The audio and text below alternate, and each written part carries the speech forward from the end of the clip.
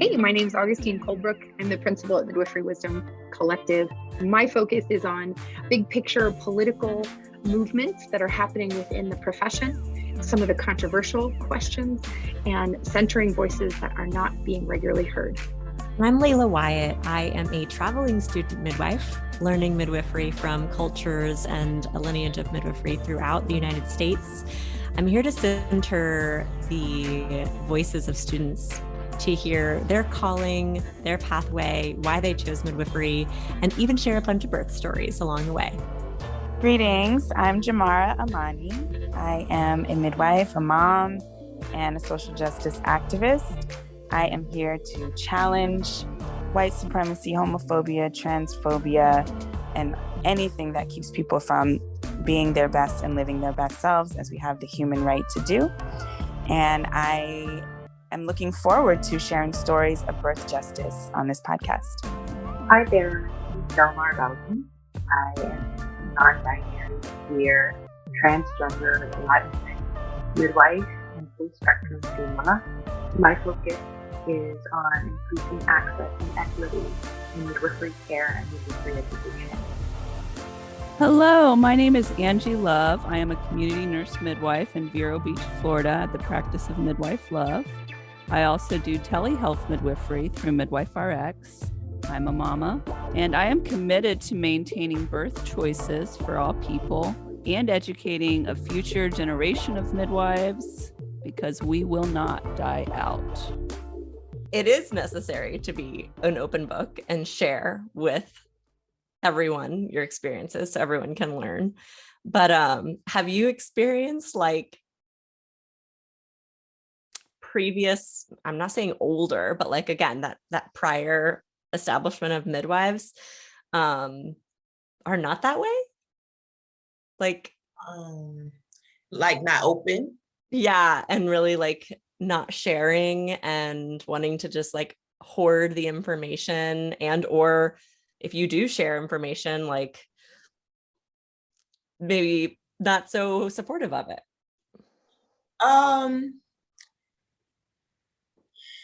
Not directly. I've heard lots of stories. So I had a situation with the preceptor. And so when I would share that situation with my mentors,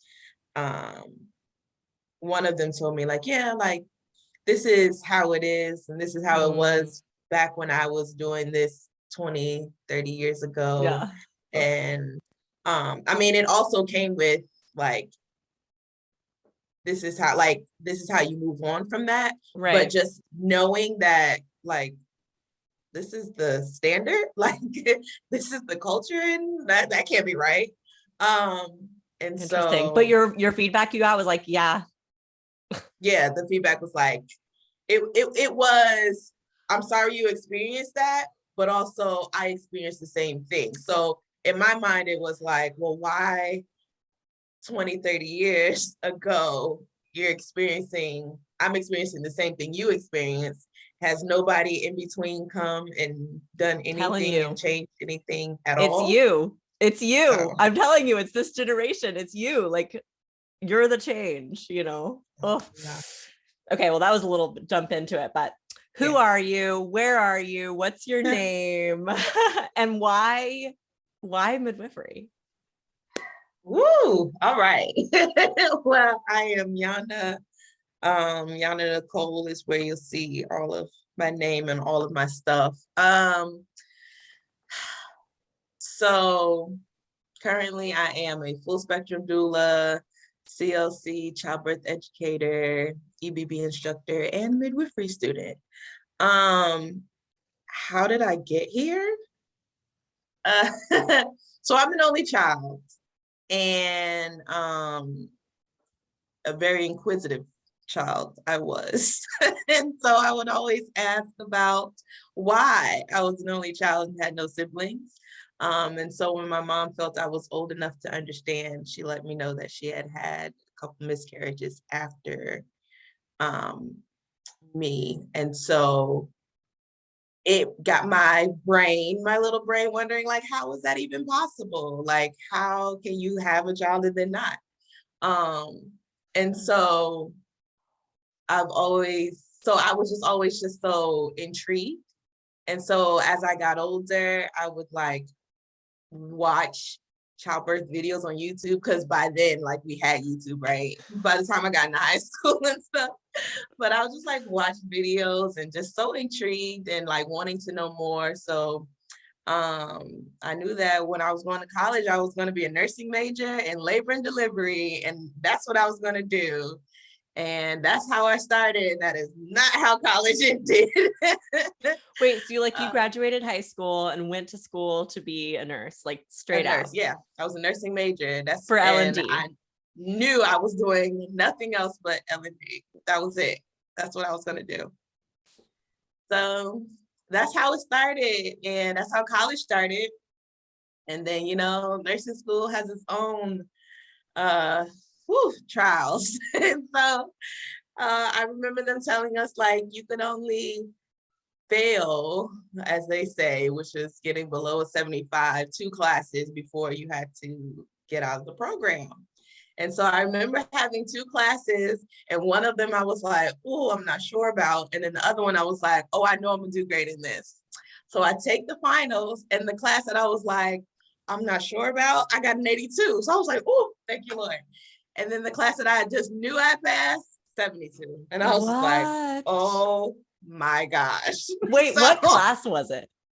I don't remember the specific names. I knew, like, in the beginning there was like a nursing 101 class, and then it was something else. I don't know. This is my freshman year. I just say this because, like, those basic classes, they're no joke. They're no joke. Like, I almost failed anatomy and physiology. Oh my gosh. It was the beginning, and I was just like, I already failed one class. I'm getting out before they kick me out. Aww. And so that's what I did. I mean, I was like, I started college at 17. So I was like, kid and away from home. And I was just, in my mind, it was just like, I cannot fail. Like, I'm an only child. Like, all the pressure's on me. There's nobody else who's going to, like, pick up the slack, So I was just like, I'm away. I'm the first one in my family. I come from a very big family. Like, on my father's side, my grandmother had 15 children. There are 49 of us grandchildren. And I was the first one to leave the state for college. So, like, all of this pressure is on me. And I was just like, yeah, no, I'm not about to, like, you're like, if I'm gonna not do this, I'm gonna quit. You are not failing me out. Exactly. And that's what I did. And I switched my major to psychology and graduated with honors. And so I was like, I was out, and I was like, well, if it's meant to be, I'll come back to it later. And so I was out. So you have a bachelor's in psychology. My bachelor's in psychology, applied psychology and human relations. So, and you, correct me if I'm wrong, you're in New York, right? Not anymore. Okay. I'm in Virginia now. Back home, Virginia. Yeah. Okay, so home is Virginia. Home is Virginia. Yeah. And where did you go to school? I did my bachelor's at Pace University in Westchester and Pleasantville, and then I did my master's at NYU. Wait, what do you have your master's in? My master's in early childhood, general, and special education. So I've been an educator for 7 years before birth work. I was in the classroom. Wow. Yeah, I was teaching the babies. Wow, that's incredible. How old are you? I'm 31. But you have a bachelor's in psychology, a master's in early childhood and development, and so what brought you back full circle to birth? So after getting this master's in teaching, I think it was 2019 when I was just like, no. So this is what happened. I started a doctoral program in 2017. And I was going to get my doctorate in organization. It was an EDD in organizational leadership with emphasis in special education. And I was doing it. And I was doing well. And I was doing it. And then I started in 2017. So by 2019, I was just like, why am I doing a terminal degree at 28 years old? Like, who told me this was okay to do? Like, why am I putting all of this pressure on myself to get a doctorate by 30? Like, why does that matter? Like, this is the end. And do I really want this to be the end? No. No. Oh, that's so sweet. It wasn't like because it was too hard or because it was like, wait a minute, if I get a doctorate, I'm gonna be done. I can't be done. And I'm just gonna be stuck in education. What am I supposed to do with my life if I finish the highest level of education? Exactly. Wow. Yeah. So I was like, no, I don't want to do that. So at that time I took a leave of absence from the program, but as you can see, I did not return. So I was just like, by 2019, that was my last year of teaching. And I remember telling the assistant principal, and she was just like, what do you mean? What's wrong? She was like, is it something we did? I could see you at my position or higher. And I was like, I am not gonna be a principal. Wait, you're like, that was my long term that you imagined for me? Yeah, no. Nope, not doing it. And I was like, it's not you. I was like, I'm getting out of education itself. Like, it's not the school, it's education itself. So in the midst of that year of teaching, I was like, I can't go back to nursing school because that's a whole other degree. I already have a degree. And I was just like, that costs money. I can't go back to nursing school. Like, that's a lot. And nursing school is kind of traumatic. So I was just like, I'm not doing that again. And somehow, I don't remember how, but somehow I came across a doula. And I was like, like, this is getting me back with the families and in the childbirth experience, but without the nursing school and the background. So I was like, sure. And at that time, I thought in order to be a midwife, I had to be a nurse. So I was just like, I'm just gonna stay here because I can't afford nursing school. I'm gonna stay here. And so I did a doula program. I got certified with DTI, Doula Trainers International, and I did that program while teaching. And when the school year was done, I was done, and I started my doula business.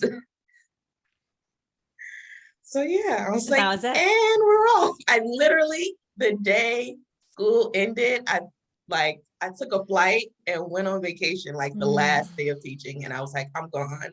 And I was gone for like a good week or two, just to like reset, start over, completely reset and be done with education in that life and be ready for my new life. And so that's what I did. So you've been a doula since 2019, and you have like multiple cross certifications. Yes. What called you to switch now from like doula to midwifery? When you're deeper in the birth world as a doula, you see more things. So I saw a lot happening. My first ever doula birth was in birth center, Brooklyn Birthing Center. And I was just like, this is what birth is, right? She was able to walk around and eat and gave birth in the tub on all fours. And I was like, clearly, this is the experience everyone should have, right? And then my second birth was in a hospital. And I think I was more traumatized than the mom. And I was just like, this isn't right. And then you learn more about, the disparities with Black women. And then I was just like, okay, this isn't right at all. And then I started talking to people around me, and I would say, like, I know I'm never giving birth in a hospital. Like, I just won't do it.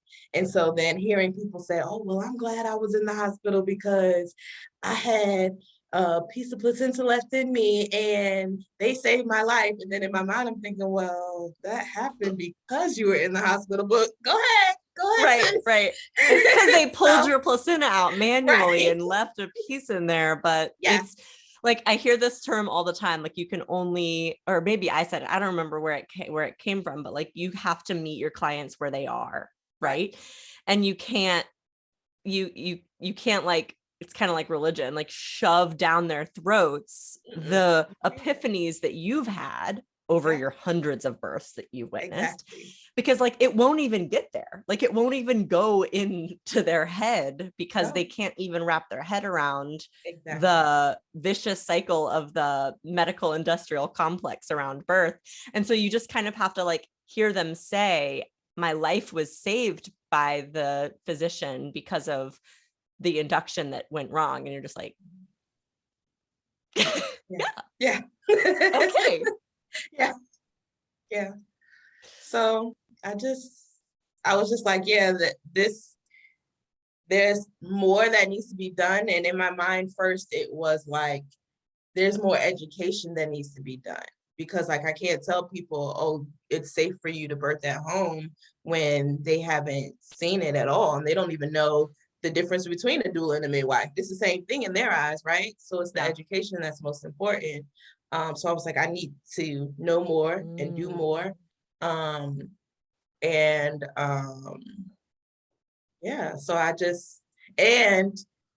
knowing how I was an educator, a young educator, and even though I had 6 years is not a lot, but I would have 6 years in the game, and people would come to me and talk to me as if I was a first year teacher. And then I would have to be like, oh, so this is what I know and this is what I've done. And kind of like, you don't want to brag, but sometimes you got to slap your credentials on the table and let people know, like, wait a minute, you know? Especially you. Yes. Yeah. So I was just like, knowing that you have to have, like, unfortunately in this world, you have to have something that kind of like speaks for you. And so I was like, I could give all of this education as a doula, but knowing how certain things work, I kind of need a bigger push, a bigger thing. I got my master's from NYU, and I'm pretty sure I got a lot of interviews just because people saw NYU, right? Totally. And so I did not get into NYU, and I applied. So just saying. So I was just like, you know, like, sometimes you have to work the system, you know? Mm-hmm. And so I was like, well, midwifery is a way for me to have what other people may think is like, oh, this is your, how do I say, like it speaks for you, like, this is your credibility, right? So I'm credible now because I have this education. And so that was my first view on it. It was like, if I get this education, then that'll make my words more credible. And then further talking about it and discussing it, I then realized that my maternal great-great-grandmother was also a midwife. So I was like, well, and my mother's a nurse. And so it's just like, all right, well, let's do this thing. And then that same summer, Jenny Joseph, it was announced that Jenny Joseph School was accredited. And I was like, if this is not my answer, I don't know what is. And so I, went on the website and made sure I was on her emailing list. And the moment that they said, hey, we're getting a new cohort, I applied. And I am currently a student at Commonsense Childbirth School of Midwifery. That is so awesome. And can you describe to our listeners why Commonsense and Jenny Joseph is so badass? Wow. So for me, I've always, I don't know.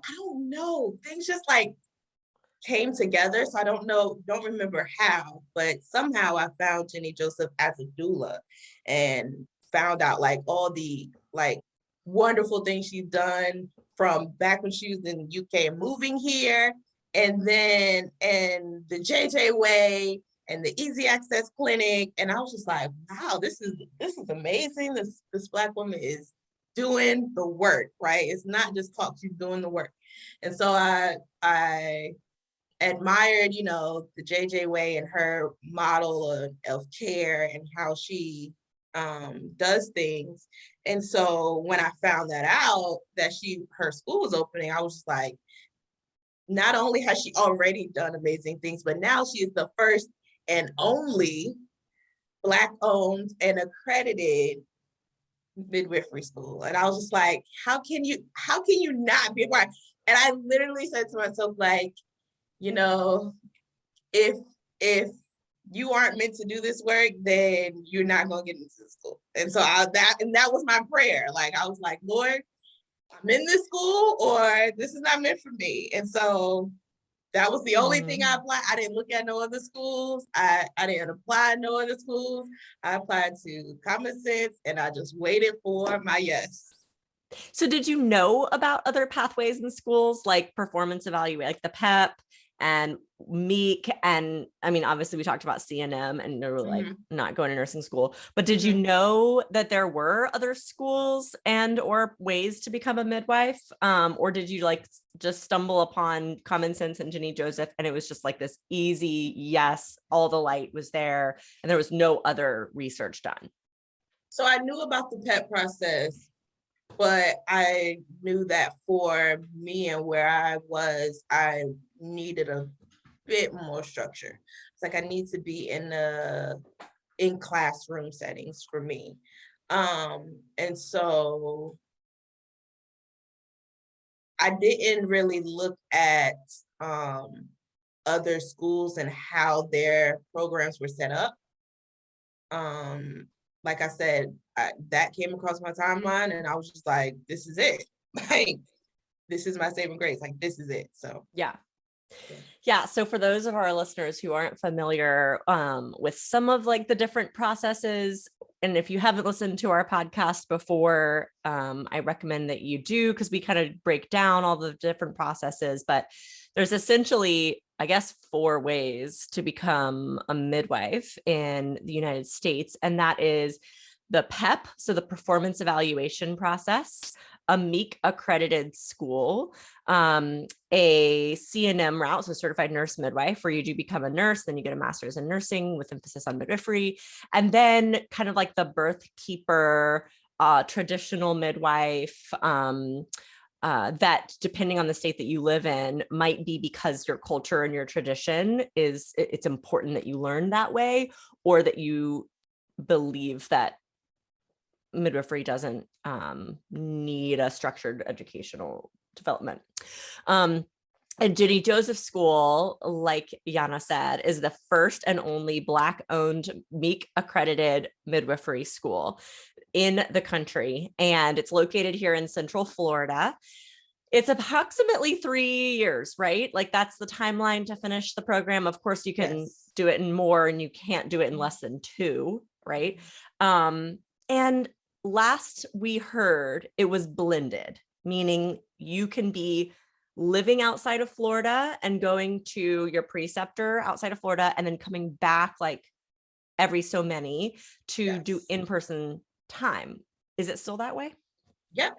It's a hybrid program. So all of our classes are on Zoom. And then once a semester, we go to Florida to the school for skills lab. Cool. And nothing's been shut down during COVID. You still have been traveling every single semester? No. Okay. The last 2 we haven't, because the cases have been going up, and so it seems like the wild west over here. We're like, no masks, do whatever you want, and so our cases are crazy.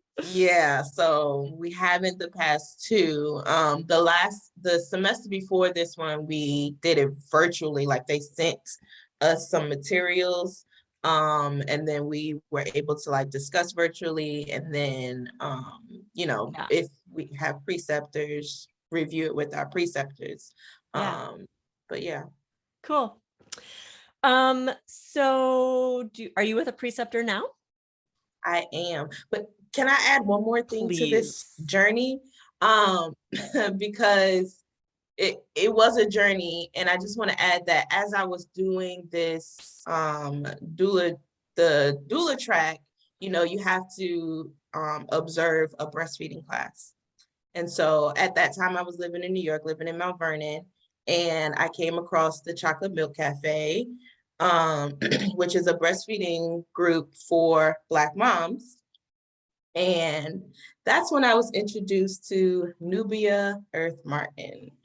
And I absolutely fell in love with her and all of the wisdom and knowledge that she brings. So I just had to mention that because she I was gonna say, we need to like name drop. Yes, she definitely inspired me to like keep move forward into the midwifery realm, because she's doing the traditional work and as a doula assistant and all of those things, you know.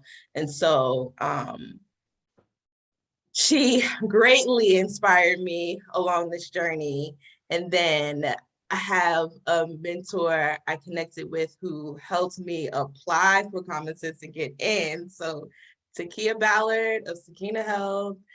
I absolutely adore Takia, and I would not be in Commonsense without her. So I have to add respect and honor to and credit and honor to the people. Yeah. And I mean, well, the application process to Commonsense isn't easy.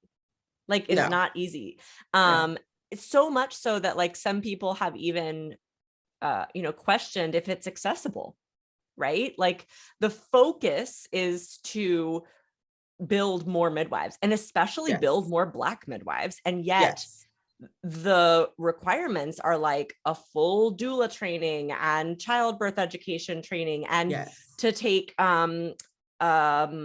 English and math and all of these things. And it's like, if you decided right here today that you wanted to go to school at Commonsense, you really wouldn't be able to just say like, I'm going to apply for the next cohort. It's almost like a year and a half to maybe even a year to 2 years ahead that you would be able, if you have nothing, right? Like if you had nothing. Right.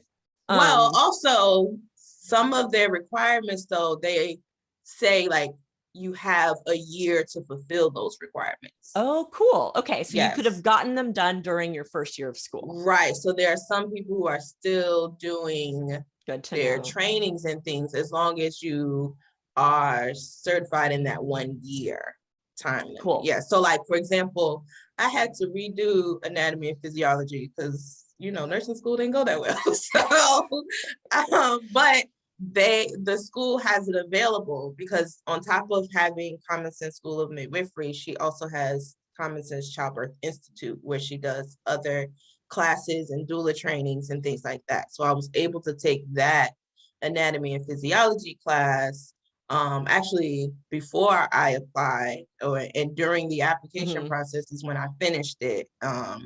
So yeah, there are a number of things that they even have available that you can take with them that'll probably be a lot cheaper than taking at a college. So yeah, I see. So like they make like they have a doula training, they have a childbirth ed training, they have a peer lactation counselor class, they have the anatomy and physiology. I guess it's just like the math and the English that you would have to find. And I think that they even talk to you about like things like straighterlines.com or something like that. It's kind of like an online college where you don't have to have like prerequisites to take an English class, so that way you can take the English class and it would count. So they do make like Commonsense says like, these are our requirements, but we'll open them up for you to do that. I think that that's important. I think that that's good information for you to have shared, because I think a lot of aspiring student midwives look at their website and they see that and they're just like, there's no way. Like, there's no way. Why don't I just go do the PET process? Because I don't have to do anything to get in, you know? So that needs to be shared more. Yes. Yeah. Do you feel like, compared to peers, I don't mean just peers at your school, but peers that you know, like student midwives that you know, do you feel like having those prerequisites has made a difference in like the ability to take responsibility for being a midwife, the knowledge gap, the seriousness of midwifery school, because they did all those prerequisites prior to starting? I think the importance of the prerequisites are because when you're in an educational institution, no matter what the program looks like, there are requirements as far as like writing papers and doing projects and things like that. The benefits of doing that at Commonsense is that a lot of the papers and projects we do are directly connected to what we're like midwifery and our business. So like, for example, we have to do a protocol notebook, right? So we have all of our play. And so so some of our assignments in our classes is like doing each piece of that protocol notebook. And then by the time we finish the program, we already have everything we need to start. Right. And so I think the benefits for me, like already having a master's degree, when I saw all the questions on the application process, to me, it just looked like one long master's paper or entry, like personal statement, right? But broken down into separate questions. Because they're only expecting like maybe like 250 words each question, right? So to me, it just looked like a long paper broken down into different questions. And so when you go into the program and then they say like, we have a paper to write and you have to use like APA citations, right? These are things I know because of my psychology and education background. Right. So that is the benefits of having, you know, the prerequisite educational background beforehand, but also the school knows that not everyone has that. So they have tutoring tips, the videos that they share with tutoring tips, and they have a writing lab and people that you can call and ask like, I don't know how to write this paper, or I don't know how to study for this.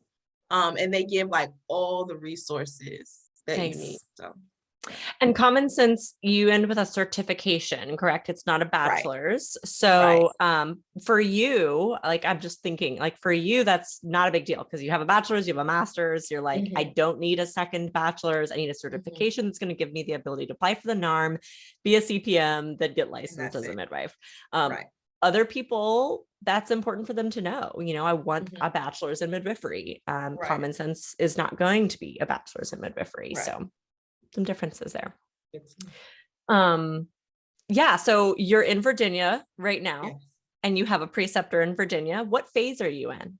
I do not have a preceptor. Oh, okay. What phase are you in, and what's going on with your preceptor experience? Okay, so I'm in phase 2. I'm in my assisting phase. How did I get here?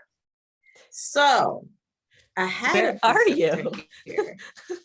I had a preceptor here, and that situation didn't really go well for me. I think, and this is why I do a lot of, I like talking to people who are planning to go into midwifery, because I think for me, that was the one portion that's not discussed. Like, you know, midwifery is going to be long hours, multiple births in one day, or whatever the case may be. You know, the school is going to be a lot of work, right? But they don't talk to you about the journey of finding and maintaining a preceptor. Like the relationship of it. Right, exactly. And so I think it's important to,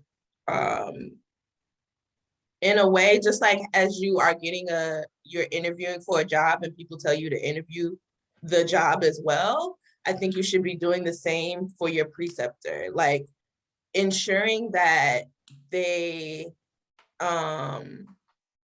can't see midwifery in a way that best suits you, as much as you can, because if we can be honest, there are limited choices out there.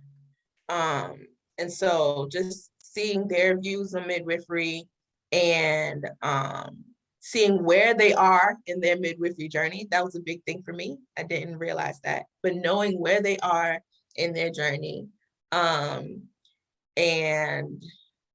yeah, I think a lot of those things is beneficial to deciding on a preceptor. So I'm gonna get down to the brass tacks of it. So you finish phase 1, which is just observing births, which you can use maybe some of your doula births. You could just, you know, assist as a doula, things like that. You move into phase 2, you're back in Virginia. And how did you look for that first preceptor? Like, what was your journey to find them? How did you find them? And how did you interview them? And how did you know what was the like deciding factor that said this isn't the right fit? So the issue was I did not interview my first preceptor. I did not know enough to know that that's what I should do. How did you get connected? We happened to connect in a local birth community page on Facebook. It was like, hey, I'm here. And I was like, oh, like, I need a preceptor. Let's right, just do this. Yeah. Let's connect. And so that's how the connection started. And so I went into school with the preceptor and I was like, yeah, I'm ready. I'm good to go. Everybody else is like, how did you do that so fast? Right. Exactly. And so I thought I was ready and good to go. And then, things were moving okay for the most part. Like, when you're new into something, you're down for whatever, right? So you're just like, okay, what can I learn? What can I do? What can I see? What can I observe, right? And then once you get more into it and you start to realize that there's a certain way that you learn and there's a certain way that you should be learning, and a connection between the application of knowledge and the theory that you're learning in school, that's when things start to change, right? So that's how things changed for me. It was like, I'm not connecting things. And I didn't feel that my preceptor at the time was available or open to really teaching outside of just like going through a regular clinic day and just that be that. There was no skills, because we have a skills book that we have to go through. So I didn't really get a chance to do that, and a preparation for like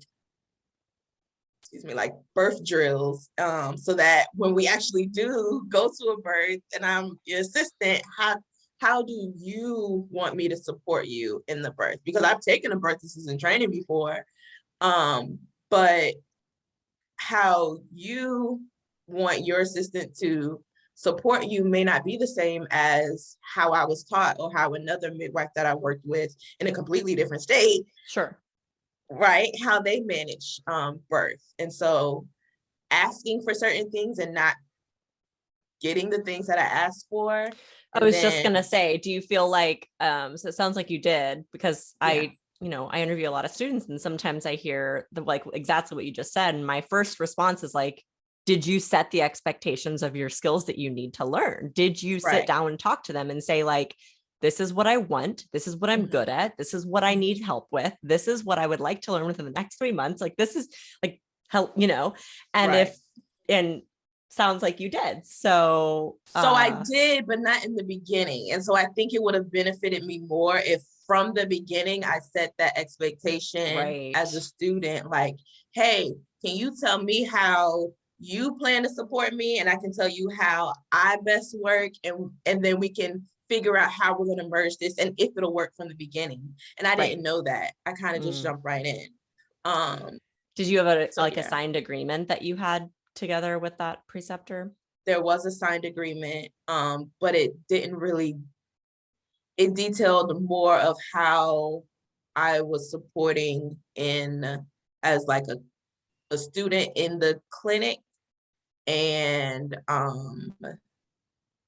like the time that, like how long I would be there and things like that. It didn't explicitly detail studies. And I think that's what I needed more.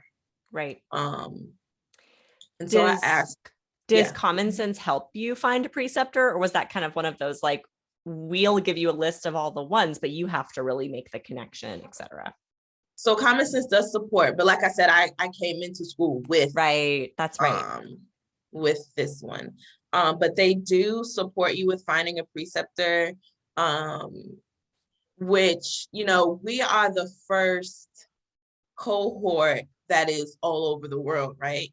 So usually they have their in-person classes and everybody's in Florida. And so it's a much easier task for them. So we're kind of sort of guinea pigs in this. Yeah. So they do some support. And then it's also like, you look, we'll vet, right, in a way, you know? And so I definitely appreciate their vetting process. I just wish that I had allowed for all of that to happen in the beginning. And like I said, if I knew more about really interviewing and seeing where the person was and seeing what their views on community birth was. Like their philosophy, does it match your philosophy? Right.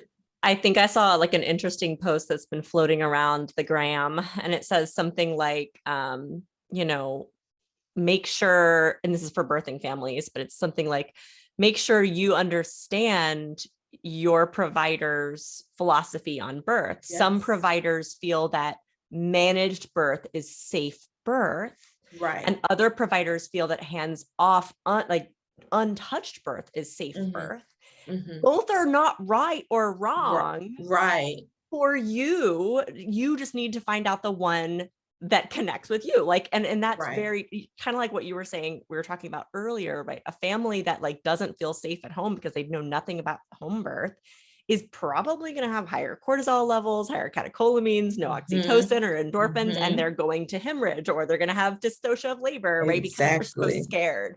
So they need that provider that like kind of either coaches them with education like you, or like treats safe birth as managed birth. Right. And if you get fit with the wrong provider, your birth isn't going to go how you would wish it to go. Same as a student midwife and a midwife. Like if you think birth is safe unmanaged and you get fit with a provider who's like, no, we give PID at 5 minutes. I start with that, you know, traction of the placenta, mom gets out of the tub. No, you know, it's like really shocking. And you're like, yeah, but I think you can learn.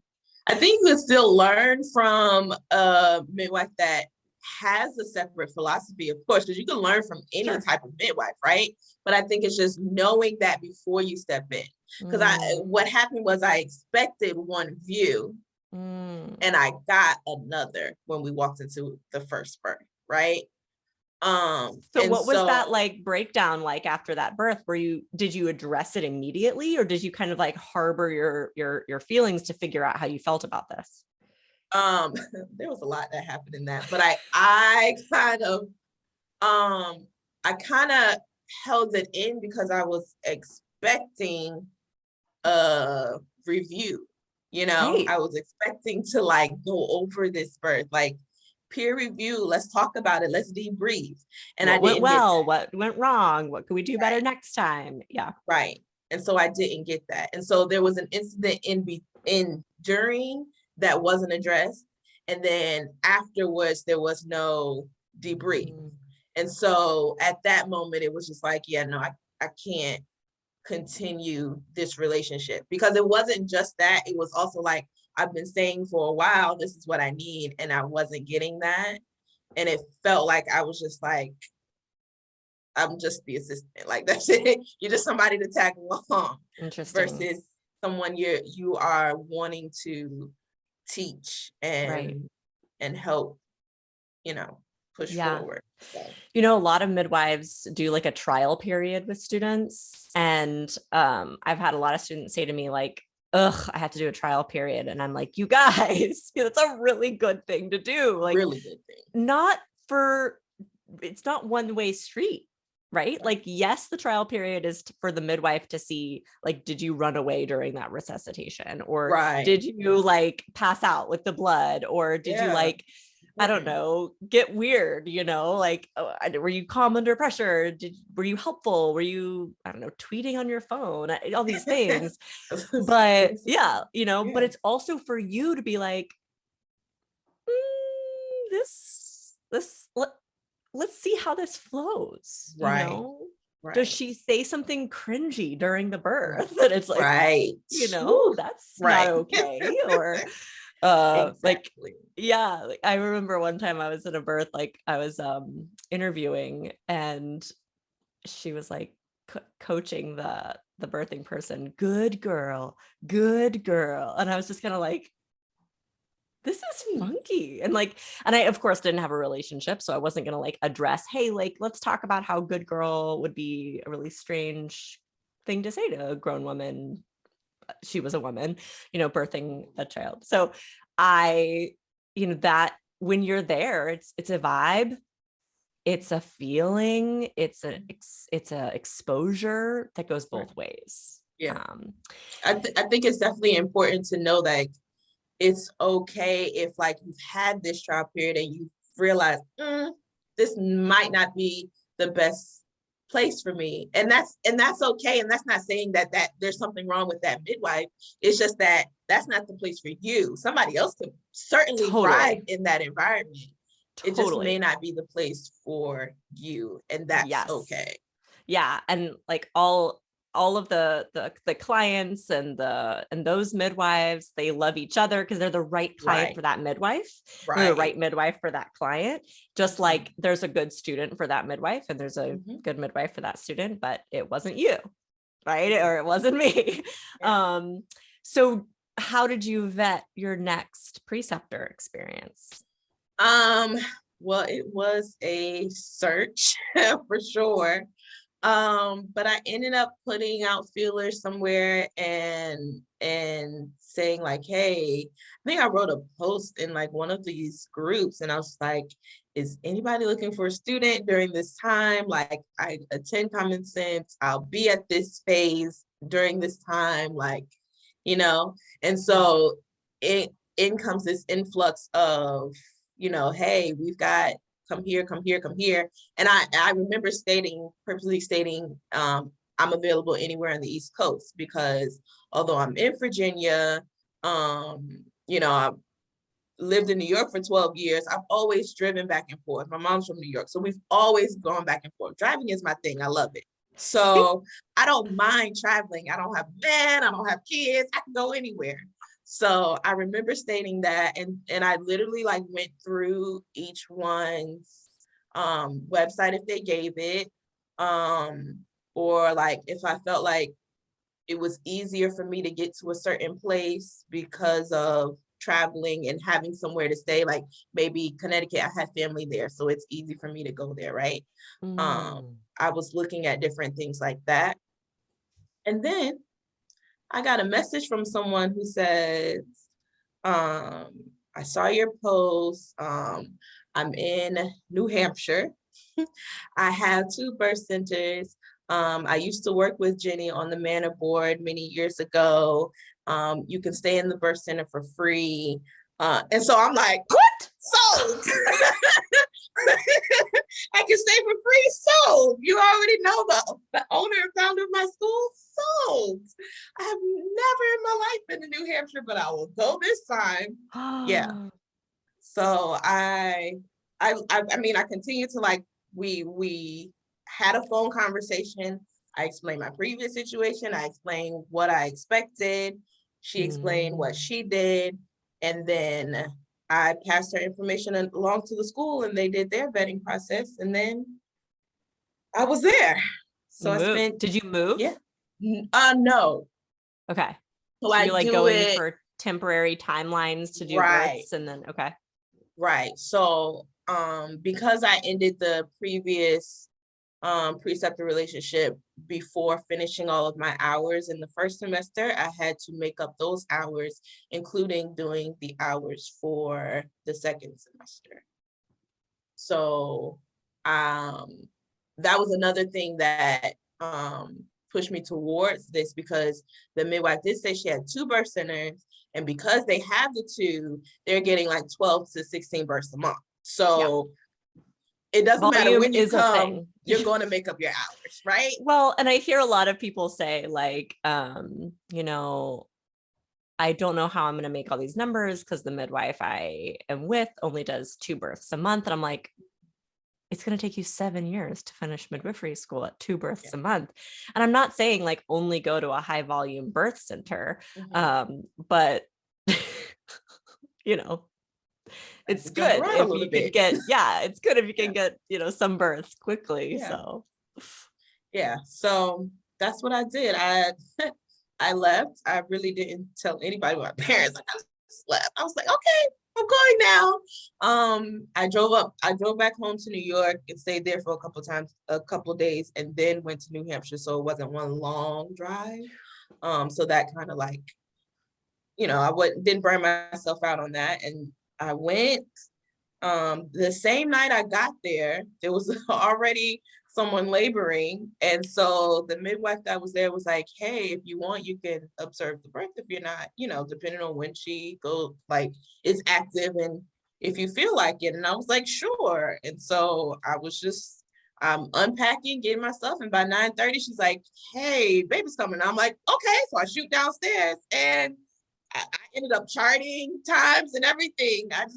I just jumped right on in. And since then it was a great experience. I stayed there for almost 2 months. Okay. I left at like the end of October, and then I came back like mid-December, like right before Christmas. And I did 15 births in I was just gonna say, so you stayed for 2 months, you got 15 births. How many prenatals, postpartums, newborn exams, things like that? I didn't count the prenatals and all of those things. With the way that documentation is at Commonsense, you really don't document your visits until you're in the managed stage. So I really just attended. Like I had a day or 2 days that I would go to the office. They had office hours Monday, Tuesday, right, Wednesday, Thursday. And so Tuesday and Thursdays were my days. So Tuesday and Thursday, I was sitting next to the midwife in prenatals and postpartums and newborn cares and all of that. Yeah. And I got well over the hours I needed to make up and the hours for that semester. So, yeah. So are you planning on like going back again in a couple of months for 2 months again, or how is that going to look for you?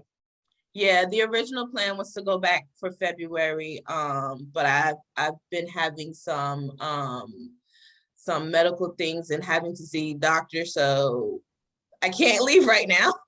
Yeah. But that it is the plan eventually to return and do what I need to do to get those hours. Yeah. So you're gonna kind of like go every couple months for 2 months, and then same through primaries? Well, no, when I get to the primary stage, I would have to stay there longer because there's continuity of care, right? So you're gonna move? No, I will still be staying in. Dang, that's so badass. Yeah, and staying in the birth center and doing what I need to do, and then when there's a holiday or my time is up, I mean, you're never gonna miss a birth. Yeah, no. You know what I mean? Like that's so cool. I almost did one of them, the midwife, because there's 2 midwives at that practice, and I was with one of them for we had 3 births back, legitimately back to back. It was just had a baby, was doing postpartum, they called somebody else in labor. Had a baby, doing postpartum, they called somebody else. Literally, it was like that, this cycle. And so when the other midwife was on call by then, and she was just she didn't call because she knew that I was on all of those things and she wanted me to rest. But for some reason I was up and I couldn't get back to sleep. And then I just hear, and I'm just like, what is happening? Is someone in labor? So I get dressed and I throw on my clothes and I walk out. And she was like, oh yeah, so-and-so's in labor. I didn't want to wake you. And I was like, don't worry, I'm up. And so that birth adrenaline. Yeah, birth adrenaline. There's no going back to sleep after all of that, that's so great. That's so awesome. And it was perfect for that client because she had spent most of her prenatal visits with the other midwife. So she wasn't 100% familiar with this one, but I had been at her prenatal. Right. So you were the consistency there. Right. Yeah. So are any of these midwives Black? And is that something that's important to you? In New Hampshire, no. it is of importance to me. However, I also understand that we are a rarity, unfortunately, right? Yeah. What's the statistic? Like 2% of community midwives are Black midwives. Right. And I think that's so challenging for Black student midwives to learn from Black midwives. I mean, you would have to move again. Right. But even in that, it's still the difficulty of, because so many of us are now stepping into the calling. I mean, you can only take but so many students at a time, right? So it's just like, either you have the space for a student or you don't, or you already have one and can't take another. And so, you know, I've reached out to some people, you get emails back or you don't, you know. One of them I did, but she's planning to move. So she's like, hey, you can come in March. And I'm like, March is not enough time for me to get there. So, so that's not something that like is predominantly super important for you throughout. I mean, it's important. Of course, it's a valid need, but it's not like a make or break. I've had some students tell me like they only want to learn from Black midwives. And so if they want it to take 7 years to finish school in order to wait for that preceptor to become available, that's what they're going to do. And they'll turn down placements because it's important to continue to pass on that lineage. Right. Oh, it's extremely important. And I actually just this week, actually Monday, had this conversation with my mentor, and I was just like, how, like, this is not, like, I absolutely love being in New Hampshire. Like, I learned a lot in those 2 months, but this is not how I want to practice. And now I've come to the difficulty of like, I don't know what to do. And so she was just like, you know, this is the journey, unfortunately. And so it's one of those things of where you have to like get through school, like do what you have to do. And then once you've gotten your paperwork, your certification, then you can like, you're going to be a forever student, right? And like my friends and family always call me a professional student because although I only have 2 degrees, I've got certifications in a lot of things and I've started other programs, right? And so I know for a fact that I'm always going to be learning. But I also understand that I've got to do what I got to do to get what I need to get. Now, some people are absolutely fine with the PEP or traditional way of doing things. And that's, I love it, you know, and I want to eventually learn that too. But for me, there is an urgency. And even to the point of now, I've had people saying to me, how much time you have left in school? And I'm like, because I'm getting pregnant. Like legitimately, I had a friend saying like, wait, I have to wait 2 years to have another baby. And I was like, wait a minute. And so knowing that urgency, it completely, talking with my mentor completely just changed my mind. It's one of those things where you just have to do it and go. That's how I felt in NYU. I had one, it was clearly a racist advisor, and she was just like, because I did a master's program in 1 year, it was an accelerated program, don't ever do that, that was stupid. But anyway, you're like, you'll lose your mind. In 1 year, almost lost my mind. And in the program, she was like, you know, this isn't the program for you. Maybe you should go ahead and drop this and then just reapply for the normal program. And I was just like, I'm not doing that. Like, no. And so I went and I pushed on. And I remember right after that, I had a class where we had a paper due, and I was the only one in the class who knew how to do the paper correctly. And I went and brought that paper right back to that advisor, showed her my A+, told her I was the only one that did it. And I said, I am not dropping this program. And I graduated with honors. Yeah. And so that's how I'm feeling when it comes to the preceptorship. Like I can't do what I want, but I gotta just keep pushing until I get my papers, until I get what I need to get. And then I can focus on the real work and what I need to do. Do you feel like becoming a preceptor yourself someday is something that you see? Yeah, I see that for you too, for sure. It's like, I don't want anyone going through what I went through.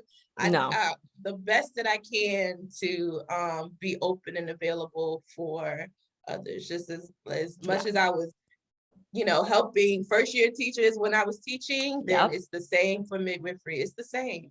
Yeah. So you have 2 more years to go, Yes. just about, like, finish the assist phase, finish primaries, managements, etc. So you're going back and forth between New Hampshire and Virginia. Mhm. And where do you, like, once you graduate, where do you plan to practice? Where do you want to live? Honestly, I don't know. Like I said, it's just me. I'm open to going anywhere. Yeah. And I've actually been lately looking at, like, who has the best midwifery laws? Right. Like, where can I really go and be able to do all, I want to do, to do complete care, that's really what I want to do.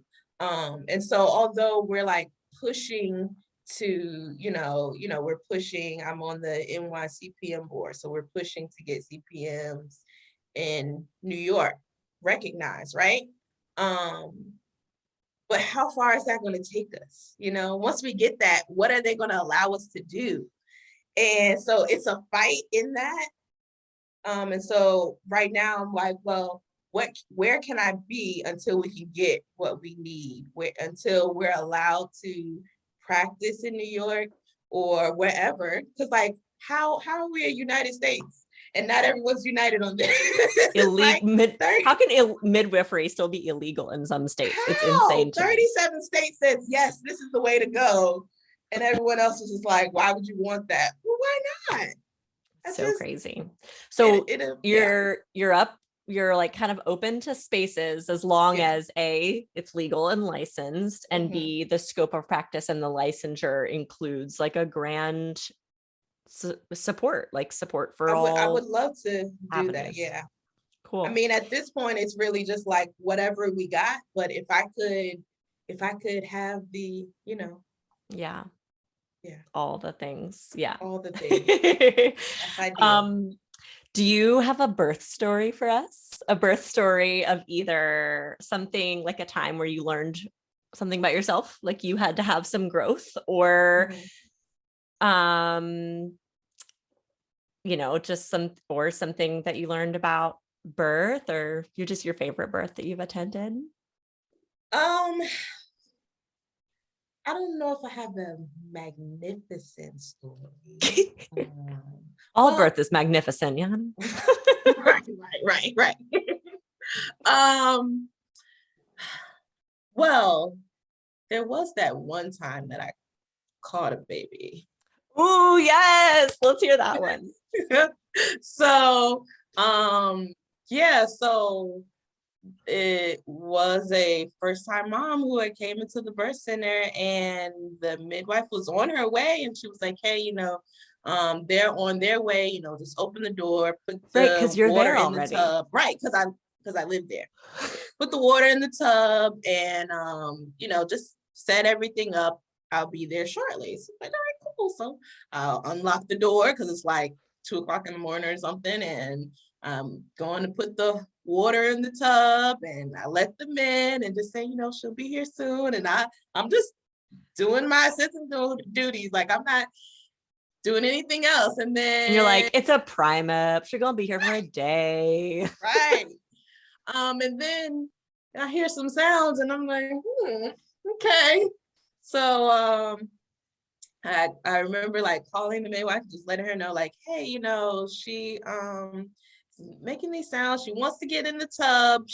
So that's what happened. She got in the tub before I was even able to fill it up, because she was like, I need to be in the water. And so she got in the tub and then felt like the water was making things quicker. And so she was like, I gotta get out. And so at that time, I'm like, I'm calling the midwife. And I'm like, she got in and then she got back out because she felt like it was making things come faster. And she's like, okay, I'm like 10 minutes away, I'll be there. I'm like, okay, cool. So I'm like, she's in the bathroom now, and we all know how that looks like.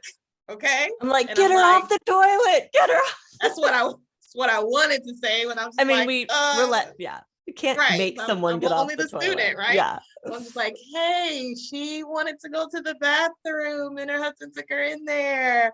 And she's like, okay, keep me on the, no, she said, okay, let me know if she sounds like she's pushing. And I'm like, okay, cool. So I hang up the phone and I keep doing what I'm doing. And then I hear the husband says, she sounds like she wants to push. How She many said she wants to births? push. Okay, before we get to the really exciting part here, how many births have you been to at this point? Like at total? Well, I can't even remember. This happened in November. I actually have it written down over there. I mean, you've been a doula for like 3 years. Yeah, so I've been a doula. Observed, so I had already done like 15 as a doula, and then I had done a number before that. So I'm not like fully at the beginning. Yeah. So like you can tell the difference between. Yeah, you can tell the sounds by now. Yeah. Okay. Yeah. Sorry. Yeah. And so I like literally 2 minutes later, and I'm calling right back, and I'm like, hey, she says she wants to push, and I told her to get off that toilet and back on the bed. So she was like, that was good. She was like, keep me on the phone. I'm like 5 minutes away, and I'm like, okay. And then so I keep the phone on speaker, and I think she could tell by the sound, and I could tell by the sound, and I was just like, and then she's like, so Yanna, you're gonna have to put some gloves on, and yes, I love that. Stay on the phone with me. She was like, I could call 911, but I'd probably get there before them. So now this is your show, and I'm gonna talk you through it. And I'm just like, okay, but I don't change my face because I'm with the family, but my voice is very much like, no, get here now. So everybody has their own like midwife voice. I always like it's the midwife voice, right? And everyone's a little bit different. And mine gets like this extra weird calm. Like I'll be like extra quiet, you know? Yeah. Do you know what your midwife voice sounds like? Like your kind of like panic voice? I don't know. I would say that it's probably related to my teacher voice. Yeah. In that like get it together but also stay calm way. Right. So I'm sure that's probably what it sounds like.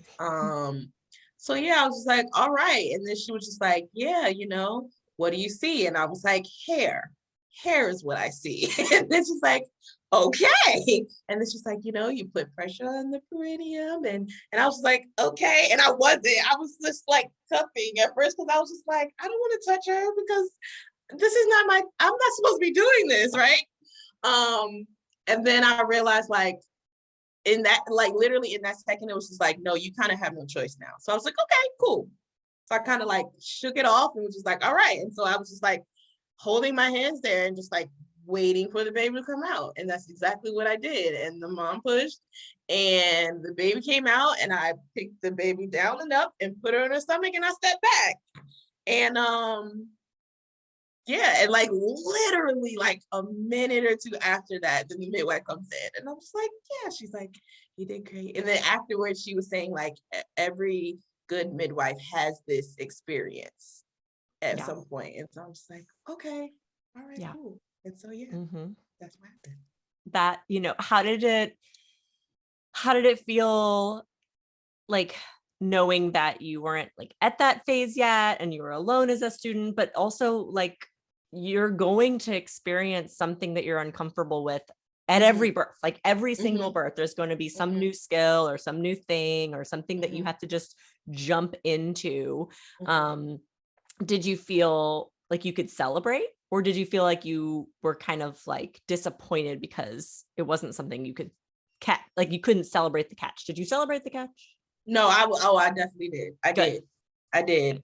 And I know like when I discussed it before, people have asked like, well, how come you didn't let the dad catch it? And I was like, because he was freaking out and he wanted no parts of any of it. And so I was just like, if I didn't do it, the baby would have just been on the bed. And I was just like, and that's not okay. So it kind of just like, what can you do? Like he wanted to know, like the placenta came out and he was just like, I'm stepping out the room. Like he wanted no parts of like blood or any of that, you know? And so I was just like, there was really no choice. And so, I mean, and mom didn't tear, everything was fine. And when the midwife, you know, she told me like, you can celebrate this because you were able to be there for them when they needed it. And so, yeah, I mean, if you weren't at that birth center, right, they would have been in their car in the parking lot by themselves. Exactly. I love that you were able to celebrate that, because I think that a lot of students and doulas, right, get in this situation where a precipitous birth happens and like they're just in the situation and they're doing the best that they can. And then like because of the law or because of the phase they're in midwifery school, they can't celebrate that. Like I had someone tell me like their preceptor was just like, you know, it was like, catch this baby, like, you know, and they were in the assist phase and they went back and told someone that they caught the baby, and their school was like, you can't catch it. And it was like a problem, you know, or precipitous birth happens and the doula catches the baby in triage on accident, you know, and it's like, you know, well, but things happen. And so life happens. Being able to celebrate that. And now, do you have like an extra good connection with that client and that family and that baby? I made sure I was there for like all of their visits after that.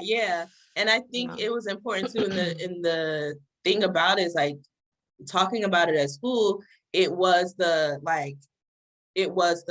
you did a good job, but also being aware like this is not a everyday thing, right? So we don't want to hear this happening all the time. Right. And I think that's important to put out there, because like I'm not out there like, hey, I'm catching y'all babies, because no, not at all. No, I don't. I'm not doing that. But also like knowing like here are your options. All the options were laid out, right? And I wasn't alone. The midwife was on the phone with me, telling me what to do, directing me, right? And literally up the street. Yeah, that's awesome. So one thing that you mentioned was that you are on the board for NYCPM. Can you talk more about what NYCPM is and what they're working towards? Yes, so NYCPM is an organization where working towards getting CPM licensure in New York, so that we can have more home births and community midwives, right? And so in New York right now, there is, you can be a CNM or a CM, which is a certified midwife. And so the difference between a CNM and CM, from my understanding, there's not much. They still have the medical, you know, nursing information, but without the nursing degree, from my understanding. And so with becoming a CM in New York, you also get a master's degree. And I believe that is the rule or law in New York for practicing midwifery, is you have to have the master's in midwifery. And so like with most CPMs, you don't do that. It's direct entry. And so we're working to pass this community midwifery bill so that we can do the work that we're called to do without worrying about laws and police and arrest and foolishness. Yeah. So people can find NYCPM on Instagram, Facebook, and the website, and support more midwives in more places. Yes. And find you. Yes. What advice would you give other students, either aspiring students in your exact place where you are right now in the assist phase, or someone, you know, starting out? Every opportunity is a learning opportunity. There is no good and bad. Everything is learning. And so don't beat yourself up for maybe not being at the place that you expect it to be, or feeling like I'm too late in the game to be doing this. This is my second, technically third career, right? Yeah. And so that's how I felt in the beginning of this. I felt like, look, this is gonna look real stupid, because here I go again, changing careers and going to another school, and like, who stops a doctoral program in the middle of it, and all, like, you're gonna look real dumb. That's what I thought.